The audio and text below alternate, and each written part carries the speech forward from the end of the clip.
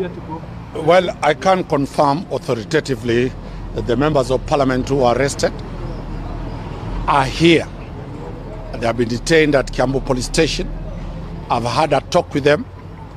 They have been taken care of very well. They have been bought by the OCS water, bottled water. They are settled. I have talked to them.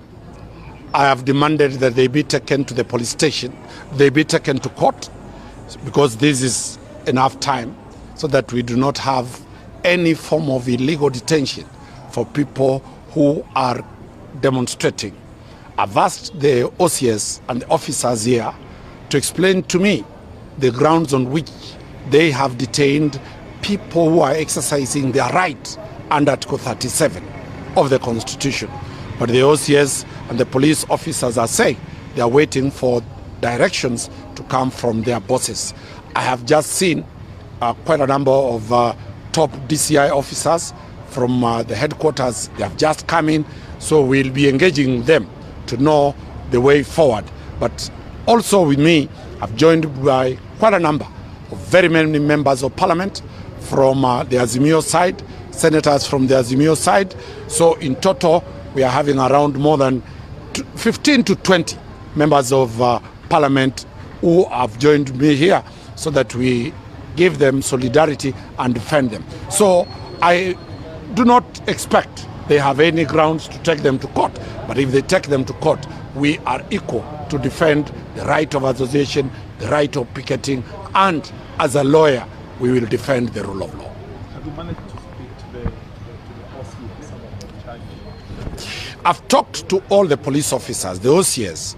He is only providing a holding ground. This is a serious crime according to them. It is the DCI headquarters that, as I've said, it is the OCS has only provided a place called a holding ground, a cell.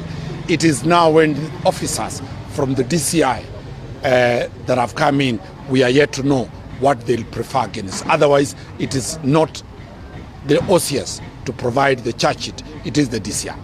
How would you term the arrest? Is this dictatorship or?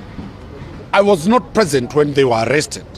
The police have always a right to arrest everybody and anybody except the president. But the police must arrest within the law, take that person to court. If they have evidence, they take it to court. As because we are law-abiding citizens, we are telling the police, take our clients to court if you have an allegation against them. If you don't have an allegation against them, then that will be violation of fundamental human rights of the members of parliament and the two other citizens who have been arrested. What was the reason for them to be brought here in Kiambu and the demonstration? It is one of the issues that we'll be raising in court, where it is a total abuse of the police powers, where the offense was committed in Nairobi allegedly, but they have been brought here. They will be taken. I don't know which court they will be taken. I've been in part of and parcel of these matters. They might not even be taken to Kiambu court. They might be taken to other courts all over. But that is a proper abuse of the criminal justice system, and we hope that this type of Gestapo type of arresting of members of parliament, people of honor, should stop and stop forthwith. These are not petty thieves. These are not petty criminals to be hounded from Nairobi to Kiambu, from Kiambu, nobody told, to Central, from all over. So that's what I'm saying. We expect, and that's why you've seen quite a big team of members of parliament condoning this place, because they might be taken 10, 15 more police stations before tomorrow morning, and they might be taken to courts even in Garissa or Wajir or anywhere. But that is a proper abuse of the criminal justice system, and as lawyers we will defend that, and we'll also be putting the courts in alert that let the judiciary not be used to be abused, so that people who are alleged to have been arrested at Wabera Street in Nairobi will be brought to Kiambu court. Territorial jurisdiction of a criminal offense is on where the offense happened, and that is why we are ready as defense team. Quite a number of members of parliament are also here. They can say their point, but we are ready to defend the honorable. Remember, one of the person arrested is a former serious judge, a judge of the High Court. So we are looking for that. Probably. The last one.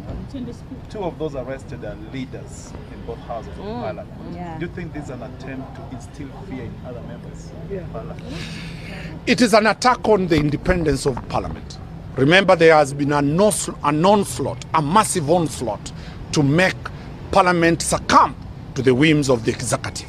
Going for two leaders, one the leader in Senate and another one the leader in the National Assembly, is a clear manifestation to instill fear to other members of Parliament that if you make your noise, you'll face the same issue.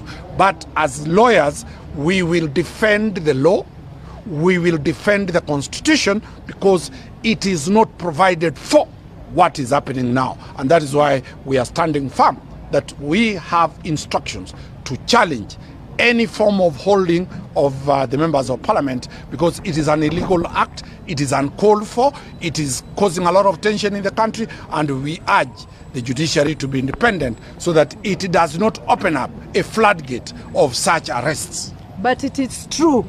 It is true that they believe and they think that if they arrest two of our leaders, that it's going to scuttle the whole process. But they are mistaken, because each person is out here because of what they experience in their individual houses. If it's hunger, each person experiences hunger in their houses. If it's high school fees, if it's a high, difficult economic time, each person experiences that, and nobody has been mobilized to come out. Each person has come out because of the experience that they have in this country at the moment. So whether they take them or not, whether they tear gas us or not, we are out here because of what we feel and what our people also feel in this country at this moment. Let me just add, the intention actually to paralyze not only what is going on, but Parliament is there. We were more than 30 members of Parliament. And when they threw tear gas, nothing was happening. Then they pick these two out of all the 30, and then now they keep moving them to DCI, to Kiambu. There was absolutely nothing these two people did. So our interpretation, there's an attempt, apart from trying to thwart what is going to happen anyway, to actually paralyze Parliament. And the police should not allow themselves to be used to actually stop the activities and the functions of other arms of government. Notice that this was a peaceful demonstration. Yes. This was a very peaceful demonstration. It is the system that is actually bringing chaos. They are the ones throwing tear gas, they are chasing us all over, they are arresting members of Parliament, they are the ones provoking wananchi.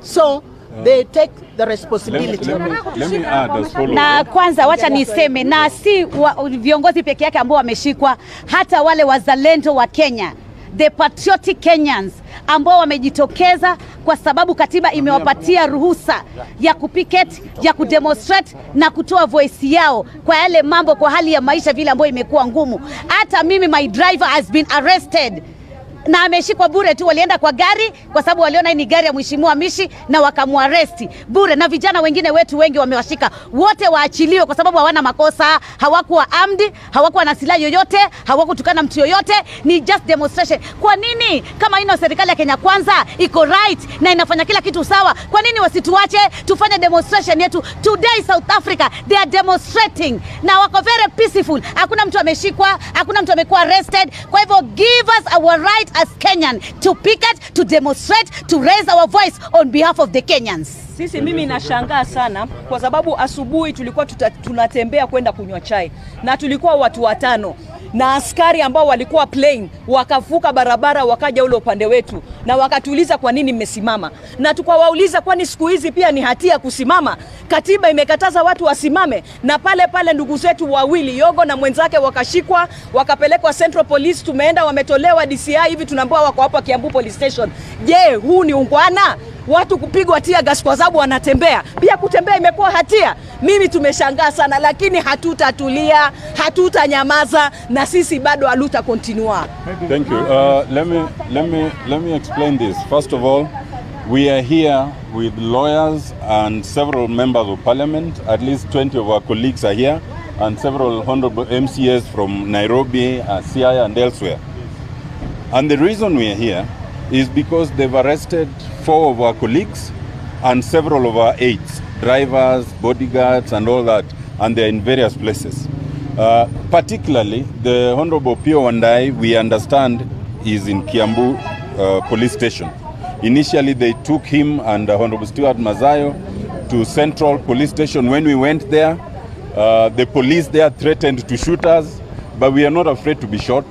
And then they moved them to Kiambu DCI. When we followed there, they refused us to gain entry. Then they sneaked them. At least to the Honorable Pio and I, we understand they sneaked him to this Kiambu low court. We don't know where our 3 other colleagues are. We don't know where our other aides are. Let it be clear. There is no offense that you can charge someone with who is demonstrating peacefully under Article 37. All those that they have arrested were unarmed, they were peaceful, they were just walking to demonstrate. Let it be clear that we are not afraid. We are not afraid of this regime because this has happened before. And if they want to arrest all of us, they will keep arresting all of us. And in fact, now that they are trying to make sure that we cannot demonstrate peacefully, we will make sure we call for more demonstrations. I do not think they have enough cells to keep all of us in the cells. And if they have enough tear gas, let them just use it. For us, we are going to demand that they release all our colleagues that they have detained. We are going to demand that they allow all those they are blocked. They block people on Ngong Road from Kibra. They block people on Thika Road. They block people on Jogo Road. They block people in fact, we understand in Jacaranda grounds, someone may have already died. They have already killed someone. We will not be deterred by intimidation. We will exercise our constitutional right to the fullest. And even now, let them know that we are leaving Kiambu and we are going back to town to exercise our constitutional right. Yes. Thank you. Thank you. Yeah. Thank you, bro.